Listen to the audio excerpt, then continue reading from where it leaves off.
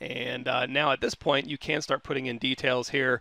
You can start like adding, looks like our clay tubes brush lost our alpha there.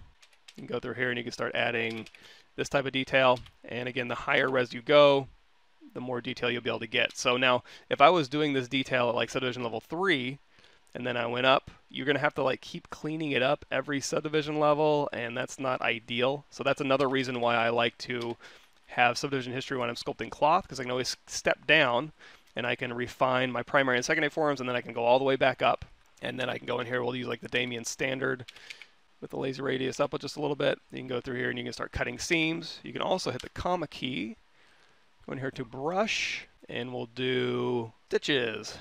So with the stitches, like this one for example, you can take this alpha and you're going to roll this alpha through your object here. And if you go to stroke menu, you're going to see roll is turned on. So it's actually rolling this alpha as we go. So you can make stitch alphas. You can just roll along your object.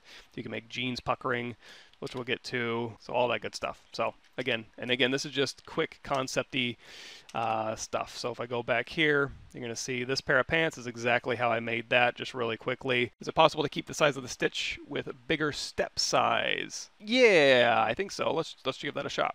So stitch here. And then, oops, we're rolling this out, and they're kind of rolling out at that distance. So go in here to stroke, and there's a roll distance. If you crank that down to 0.5, they'll stitch together closer together. Oh, I'm having trouble with English this morning. And then if you roll this out to like say 2.8, they'll be farther apart. Now it is dragging the alpha, so your roll distance is what's doing that. If you turn off roll, that'll just drag these alphas out. You can go through here with it. In this case, if your roll is turned off, your lazy step is what's controlling this. So we turn this lazy step to 1.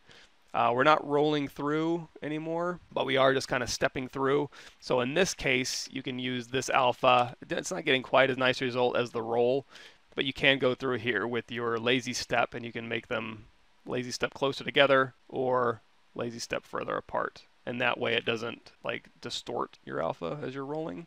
But yeah, you're also not getting quite as nice as a result, but you can play with those settings. But I would suggest keeping your roll on and this lazy step down.